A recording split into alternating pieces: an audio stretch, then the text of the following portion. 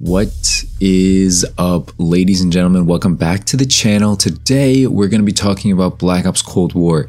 Is this game worth buying in 2021, specifically in March 2021? I hope that this video actually goes up in March. But yeah, we're going to be talking about it. So let's give an overview. I'll talk about the pros and cons. And then ultimately, I'll give my final verdict on whether or not I think that this game is worth purchasing. For everyone who's unaware, Black Ops Cold War came out November 13th, 2020, which means unless you've been living under a rock, we were in the midst of a global pandemic. So this is Treyarch's 7th title as a lead developer now, so expectations are pretty high, seeing as how their previous installments, I mean, no matter how hated at the time, later on they were regarded as pretty fun Call of Duty titles. We have classics from World at War, Black Ops 1, Black Ops 2, and even though some fans are divided between Black Ops 3 and Black Ops 4, at the end of the day, when you look back on them, I think we'd much rather have those games as opposed to the current Call of Duty games we have now. Now, some of you may be familiar with this, some of you maybe not, but Treyarch actually had to take on this project of pushing out a Call of Duty earlier than expected because Sledgehammer, the original development studio, pretty much unraveled and fell apart, right? I don't know if you guys were paying attention, prior to Cold War's release, but yeah, Sledgehammer had, disagreements within their own studio or whatever, and ultimately just nothing came about. They had a base model that, they ultimately gave to Treyarch, but they weren't able to make their own game at the end of the day. So yeah, Treyarch basically had to come in and save the day. Because of all this rushed schedule, a global pandemic, which forced developers to work remotely, and a pre-existing base layer of a game that Sledgehammer had already modeled out, Treyarch had to release Cold War far earlier than anticipated, mostly because of Activision's agenda. Now, this can't be proven, but I mean, if you take a look at Activision and like their earnings and everything that they pretty much force their developers to do, it's an easy assumption that yeah, Cold War was pretty much rushed. Due to this and a few other factors I'll touch on later on in the video, Black Ops Cold War currently sits at a 2.3 Google rating based on 17,000 ratings, which I'm not no mathematician, but that doesn't sound too good. Granted, it is ranked about a 7 out of 10 by IGN. Regardless, in this video, I want to do my best to convince you and just lay out all my points to convince you on why Black Ops Cold War may or may not be worth purchasing here in March 2021. But before we get into it, make sure to leave a like and subscribe to the channel if you're new. I'll be posting game reviews, Call of Duty topics, all that kind of stuff. So if you're interested, leave a like, subscribe. Now, let's get into it. So let's talk about the positives of Black Ops Cold War first. First thing up is the campaign. It is short, but detailed and immersive. I think the glaring flaw of the campaign is that it is too short. This could easily be attributed to the fact that, yeah, they were working in a global pandemic, so they probably didn't have a lot of time to perfect things, to write out a fluid, longer story, but from what we got, it's a pretty good campaign, I have to say. Now let's move on to multiplayer, because this is where my main focus is, and I'll touch on zombies a little bit at the end, but for the main focus here in the positives, let's talk about multiplayer. They have returned to a fast-paced boots-on-the-ground Call of Duty, which gives quite a different flavor from Modern Warfare, right? Because Modern Warfare was a lot slower, a lot more tactical. Black Ops Cold War gives more of a nostalgic feeling, more of a turn a corner, shoot, turn another corner, shoot. There's no claymores, there's no mounting, things like that from the previous title. So a lot of old-school fans, a lot of rushers will most likely enjoy the multiplayer of Black Ops Cold War. And this really hasn't changed from launch. Between map design, new guns added, the incentive to rush is still there. The next positive about this game is that developers had the rusher in mind. From map design, from decisions like no claymores, no doors, dead silence being in the game, no mounting, even the fact that snipers don't have flinch encourages people to run and gun with sniper usage, which, I mean, nobody likes dying to a sniper, but at the end of the day, I'd rather die to a quickscoper than someone sitting in the back hard scoping for an hour and a half, right? At least the guy quickscoping has some form of skill. Even though there's aim assist, there's no flinch, all that kind of stuff, I'd rather someone moving kill me than someone not moving kill me. It's just a personal pet peeve of mine. Like I said before, the fact that there's no claymores, no doors, dead silences in the game, a lot of these things are very conducive for rushing, which, if you're like me, you enjoy playing Call of Duty to rush, not to sit back. There's plenty of games out there where you can sit back and do well. Valorant, CSGO, things like that. There's a lot of games where you don't have to move. And I think people should play those games if they want to sit back. Next thing up on the docket here is that the developers kept fan favorite playlists, and I guess they still do because the game's not over, and map rotations in the game. This is a very little thing, but Modern Warfare often removed shoot house only, shipment only, shoot the ship, like fan favorite playlists, even odd playlists like Trench 24/7 and things like that, like random smaller maps that were good, that were fun, that had good flow, and they would remove those playlists that promoted those maps with good flow, and it was very odd, it was very mind-boggling at the time. Going into this, I thought that developers would follow suit and remove Nuketown, remove Raid, things like that. But they actually haven't. So we have good playlists here. And speaking of that as well, we have map voting, which I don't know if that was an Activision decision or a Treyarch or Infinity Ward decision. But at the end of the day, Treyarch Games, or at least Cold War, still has map voting to this day. It is much less important in this game because more maps are good in this game compared to Modern Warfare, where Modern Warfare really needed map voting because nobody was trying to play on Piccadilly. But that's all I have to say about that. We have map voting in here. We have fan favorite playlist still in here. Let's talk about weapon variety. It's actually better than expected, though not perfect. Many assault rifles, many SMGs are viable. Most of the new DLC guns are viable. They're not always going to be top of the tier, cream of the crop, but as is the case of every shooter, there's always going to be like one or two that are above the rest. However, with this TTK currently, they all seem to work. None seem terrible. I mean, there's obviously ones that are worse, but none seem so bad that you can't do it. Now, granted, Modern Warfare, I do feel like this was kind of the same situation, so I think weapon balancing in general in Call of Duty is getting a lot better than it used to be. Prior to this, older Call of Duties, whenever you thought of an old Call of Duty game, you could always find one that was head and shoulders above the rest. Modern Warfare 3, the ACR, Black Ops 2, the MSMC, or the M8A1, just to name a few examples there. Black Ops Cold War is also the first Call of Duty to offer an FOV slider, which is amazing news, right? It's really good news for console players.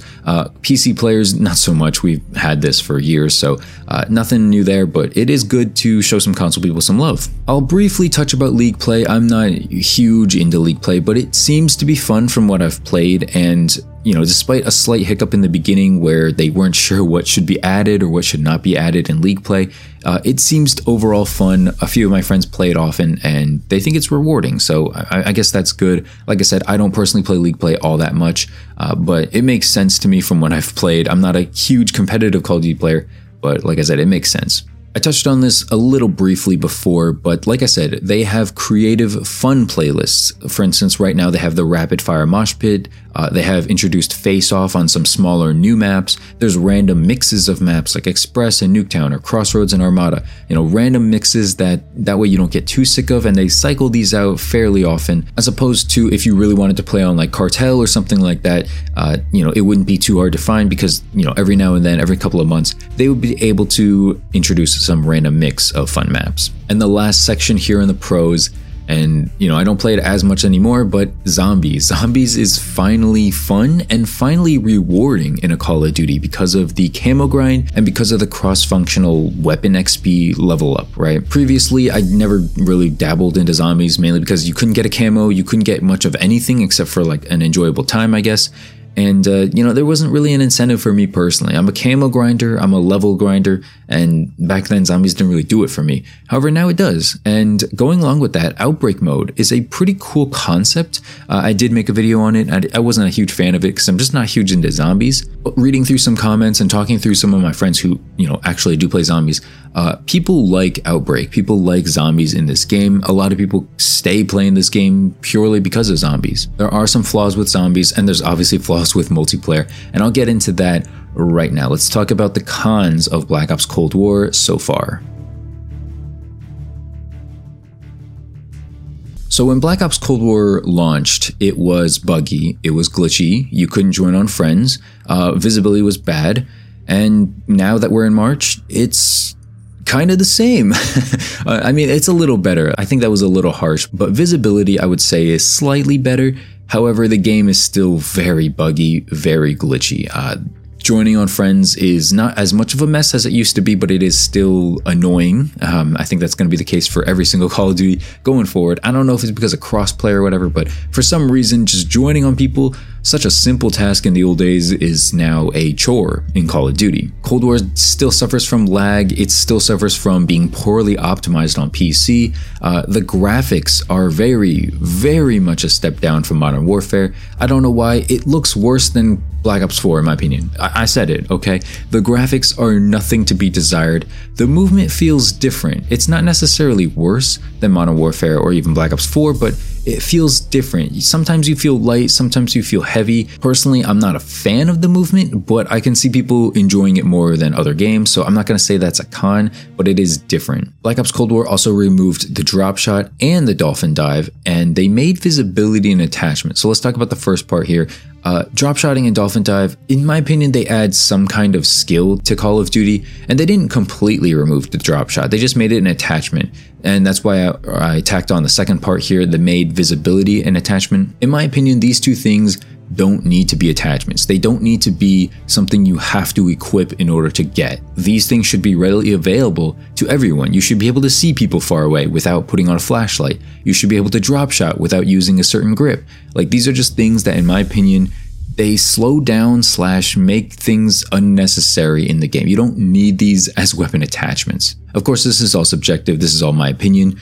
But in my opinion, I think these were just poor, decision / gameplay design choices by the developers.